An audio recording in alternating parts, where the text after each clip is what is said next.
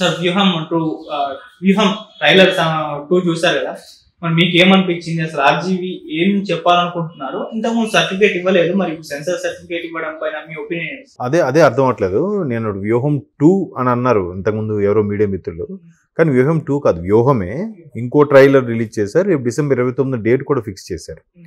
So అప్పుడు censor board ఒప్పుకోలేదు, ఇప్పుడు ఎందుకు ఒప్పుకుంది అనే నేపథ్యంలో తీసుకుంటే, అప్పుడంటే ఎలక్షన్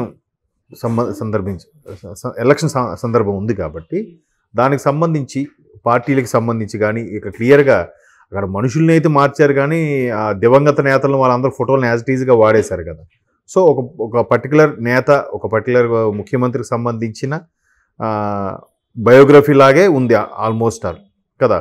సో ఎలక్షన్స్ కమిషన్ ఏంటంటే సర్వేలు కూడా డిక్లేర్ చేయొద్దని చెప్తాయి బయటికి. ఎందుకంటే ఆ ఎలక్షన్ కోడ్ అమల్లో ఉన్నప్పుడు సర్వేలు చెప్పడం వల్ల పోటీ చేసే అభ్యర్థులకు కానీ లేదా మేమాంస్లో డౌట్గా ఉండే అభ్యర్థులు కానీ ఓడిపోతారేమో, వాళ్ళ యొక్క మనోభావాలు దెబ్బతిని లేదా ధైర్యాన్ని సడలిపోయేలా ఉంటాయని చెప్పి ఆ నిర్ణయం తీసుకోవడం జరిగింది.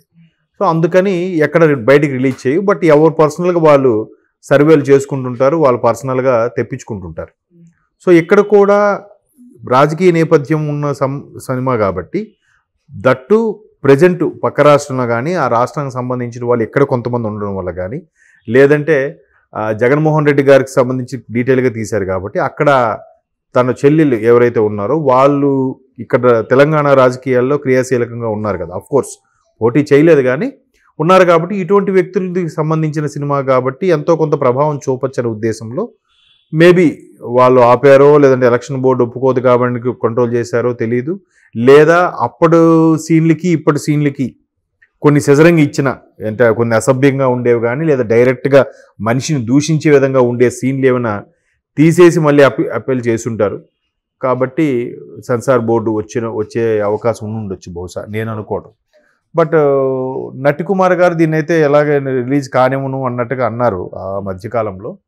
మళ్ళీ ఇప్పుడు ఏమైందో చూడాలి. ఇంకా ట్రైలర్ ఇవాళ రిలీజ్ చేశారు కాబట్టి ఆల్రెడీ సెన్సార్ సర్టిఫికేట్ సర్టిఫికేట్ వచ్చింది కాబట్టి మరి ఇండస్ట్రీ వర్గాల్లో నటికుమార్ గారు కానీ ప్రముఖులు ఎలా రెస్పాండ్ అవుతారో తెలియదు. బట్ సినిమా అయితే క్లియర్ కట్గా జగన్మోహన్ రెడ్డి గారికి ఫేవర్గా ఉన్నట్టు ఉంది. తర్వాత అందులో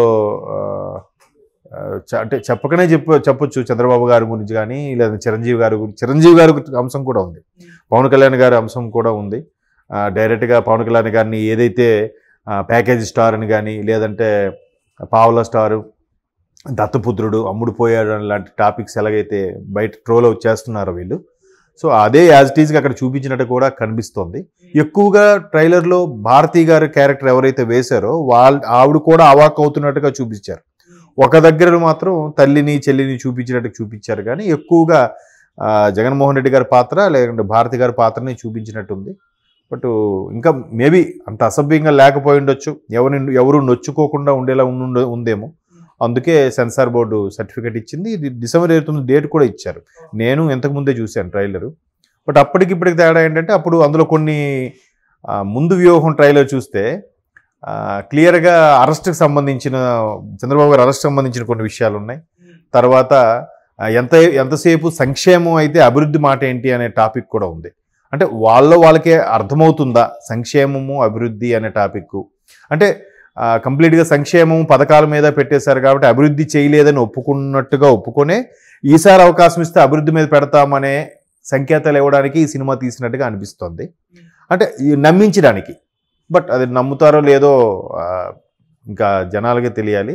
అంటే ఆల్మోస్ట్ ఆల్ మ్యాక్సిమం అందరూ వ్యతిరేకత ఉందండి. మొన్న రీసెంట్గా కూడా దసరాకు ఊరు వెళ్ళినప్పుడు కానీ, లేదంటే తర్వాత అంతకుముందు ఎలక్షన్స్ కోడ్ అమలు ముందు కూడా నేను వెళ్ళొచ్చాను ఆంధ్ర. అక్కడ కూడా సైలెంట్గా ఉంది వ్యతిరేకత. అబ్బాయి ఏంటబ్బాయి ఎంతసేపు ఇది, చాలా ప్రాబ్లం ఉంది. వాళ్ళు ఎంతసేపు నిత్యావసర సరుకులు కానీ, డెవలప్మెంట్స్ కానీ, ఉద్యోగాల గురించి కానీ ఈ తెలంగాణతో కంపేర్ చేసుకుంటున్నారు. సో ఇవన్నీ బేస్ చేసి చూసుకుంటే అక్కడ ఏమి ప్రాబ్లంగా ఉంది కదా, అక్కడ ఏమీ లేదు, చాలా ఇబ్బందులుగా కూడా ఉన్నాయి. సో వాటన్నిటిని బేస్ చేసుకొని జనాలు మాట్లాడుతున్నారు, ఎక్కువ శాతం మాట్లాడుతున్నారు. ఎస్పెషల్లీ ఎంప్లాయీస్ అయితే పూర్తి వ్యతిరేకతతో ఉన్నారు. ఆ ఈపీఎస్ సిస్టమ్ ఏదైతే ఏం చేస్తామన్నారు అది చేయలేదు. తర్వాత క్యాపిటల్స్ గురించి కూడా మూడు రాజధానులు ఏదైతే అన్నారో ఆ 3 రాజధానులు పోనీ ఏమైనా చేశారంటే చేయలేదు. పోనీ వైజాగ్ షిఫ్ట్ అవుతామంటే అవ్వలేదు. ఇప్పుడు ఇక్కడైతే దీంట్లో కూడా ఉండొచ్చు కదా, లేదా గెస్ట్ హౌస్లో కూడా ఉండొచ్చు కదా, అప్పటికప్పుడు 6 నెలల్లో కట్టేసి కూడా ఉండొచ్చు కదా. సో అమరావతి క్యాపిటల్గా ఇష్టం లేనప్పుడు వైజాగ్ ఇమీడియట్గా షిఫ్ట్ అయిపోవాల్సింది. బట్ ఎంతవరకు షిఫ్ట్ అవ్వలేదు. దసరా తర్వాత అన్నారు.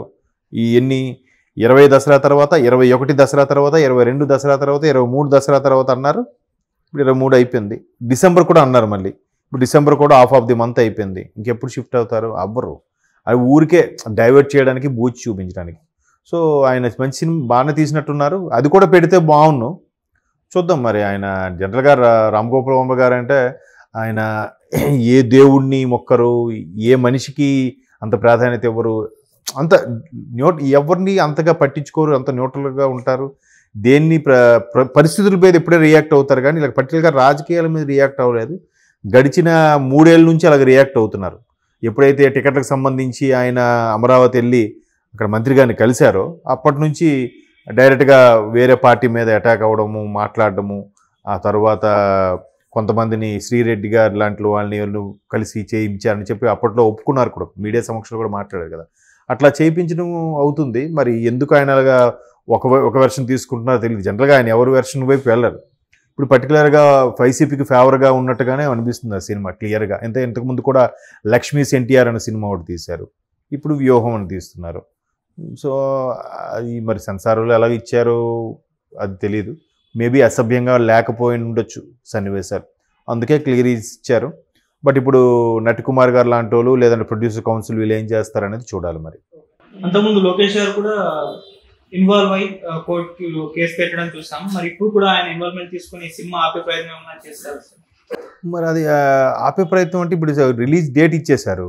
మరి అక్కడ ఎలా ఉంటుందో అనేది తెలియదు. అక్కడ మరి జనాలు వెళ్తారా వెళ్ళరా, లేదంటే వీళ్ళే మనుషులు పెట్టి పంపిస్తారా, లేదంటే ఈ సినిమా రిలీజ్ అయిన తర్వాత అక్కడ స్థానికంగా ఉండే వీళ్ళ కార్యకర్తలు వాళ్ళ కార్యకర్తలు ఏమైనా గొడవ పడతారా ఏంటి అనేది మరి అక్కడ లా అండ్ ఆర్డర్ చూసుకునే వాళ్ళు చూడాలి. లేదంటే ఈయన కేసు పెట్టడం వల్ల దాన్ని స్టే తెచ్చుకుంటే ఓకే, స్టే లేదనుకోండి రిలీజ్ అయితే ఏంటి పరిస్థితులు అనే దాని మీద మళ్ళీ హైకోర్టుకి వెళ్ళి మాట్లాడితే మధ్యంతరం తెచ్చుకుంటే ఆపచ్చు. బట్ ఒకవేళ హైకోర్టు తీర్పు ఇచ్చినా వీళ్ళు ఆపరు. ఎందుకంటే కోర్టు వచ్చి డైరెక్ట్గా అమలు చేయదు కదా, పోలీసులే కదా అమలు చేయాలి. పోలీసులు ఎలాగో గవర్నమెంట్కి ఫేవర్గా ఉంటారు ఆబ్వియస్లీ. అప్పుడు మరి ఇంకేం అమలు అయినట్టు? తీర్పు కూడా ధిక్కారించినట్టే కదా. చాలా సందర్భాలకు కోర్టు ముట్టికాయలు వేసింది. దేన్నైనా పట్టించుకున్నారా, దేన్నైనా ఫాలో అయ్యారా? అవ్వలేదుగా. సో కోర్టుకి వెళ్ళి స్టే తెచ్చుకున్నా కూడా అంత ప్రయోజనం ఉండకపోవచ్చు అని నేను అనుకుంటున్నాను. సార్ అంతకుముందు లక్ష్మీస్ ఎన్టీఆర్ సినిమా తీసినప్పుడు అది ఏపీలో రిలీజ్ అవ్వాలి, కేవలం తెలంగాణలో మాత్రమే రిలీజ్ అయింది. ఎందుకంటే చంద్రబాబు గారు అధికారంలో ఉన్నారు. సో ఇప్పుడు ఇక్కడ చంద్రబాబు గారి శిష్యులు రేవంత్ రెడ్డి గారు అధికారంలో ఉన్నారు కాబట్టి ఇది వ్యూహం సినిమా ఏదైతే ఉందో మరి తెలంగాణలో రిలీజ్ అవుతుందా? మరి అది రిలీజ్ చేసుకోవాలనే కదా రామ్ గోపాల్ వర్మ గారు శుభాకాంక్షలు చెప్పారు. ఇంకా ముఖ్యమంత్రిగా ప్రకటించక ముందే the lion Revanth Reddy, the Congress present ముఖ్యమంత్రి అన్నట్టుగా ఏదో ట్వీట్ చేసి శుభాకాంక్షలు ఆయన కలిసి ఫోటో పెట్టినట్టు కూడా పెట్టారు కదా. మరి ఇవన్నీ ఆ బిస్కెట్లో బాగాలే ఇవన్నీ. సో రిలీజ్ చేసుకోవాలి, లేకపోతే రిలీజ్ అయినా కూడా ఈయనకేం ఇబ్బంది లేకుండా ఉండడం కోసం అట్లా గేమ్ ప్లాన్ చేస్తున్నట్టుగా అనిపిస్తుంది నాకు. ఓకే. సో ఎంట్రన్స్ ఈ ట్రైలర్ చూసుకుంటే అసలు జగన్మోహన్ రెడ్డి గారిని హీరోయిక్ గా చూపించడం, ఈ చంద్రబాబు నాయుడు గారిని పవన్ కళ్యాణ్ గారిని డిగ్రేడ్ గా చూపించడం, అంటే వాళ్ళని విలన్లుగా చూపించడం. అవును. సో ఇది అంటే చాలా రియాలిటీకి దూరంగా ఉన్నట్టు అనిపిస్తుంది. అంటే మనం ఆయన తనకు అనుగుణంగా మార్చుకొని తీస్తున్నారు వేలో అయితే కనిపిస్తుంది. మరి ఏంటి సార్ దీని పైన? మరి అదే క్లియర్ కదండి. ఇప్పుడు చిరంజీవి గారిని కూడా ఇన్వాల్వ్ చేసి చిరంజీవి గారు పాత్రను పెట్టి, తమ్ముడు నువ్వు నడిపించొద్దు, నువ్వు కావాలంటే పక్కన వెంటనే మేబీ అయినా అల్లు అరవింద్ అనుకుంటున్నాను నేను, వీళ్ళు వేగం చూస్తుంటే ఇంకో పార్టీ పెట్టేలాగా ఉన్నారని అనడం. సో మరి ఇంకో పార్టీ పెట్టేలాగా ఉంటే ఆలోచన ఉంటే మరి చంద్రబాబు గారిని కలిసి ఆయనే నా కోసం రాష్ట్రం అంతా తిరగాలి అన్నట్టుగా చెప్పడం, ఇవన్నీ క్రియేటివిటీ సర్లే దానికేముంది. ఎట్లా అయిపోయిందంటే ఆఖరికి స్వాతంత్ర సమరంలో పోరాడిన వాళ్ళందరూ కూడా అసలైన పేర్లు వదిలేసి మెయిన్ గాంధీ నెహ్రూ పేర్లే చెప్తారు కదా, అందరి పేర్లు చెప్పకుండా.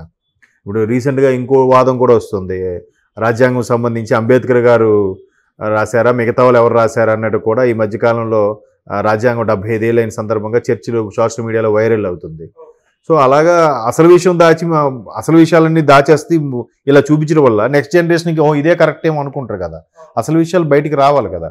వస్తే అప్పుడు తెలుస్తుంది. ఈయన వెర్షన్ ఈయన చూపించుకెళ్ళిపోతున్నాడు. అంటే ఇదేదో తాడేపల్లి స్క్రిప్ట్ లాగే ఉంది, ఆర్జీవి గారి స్క్రిప్ట్ లాగా లేదు.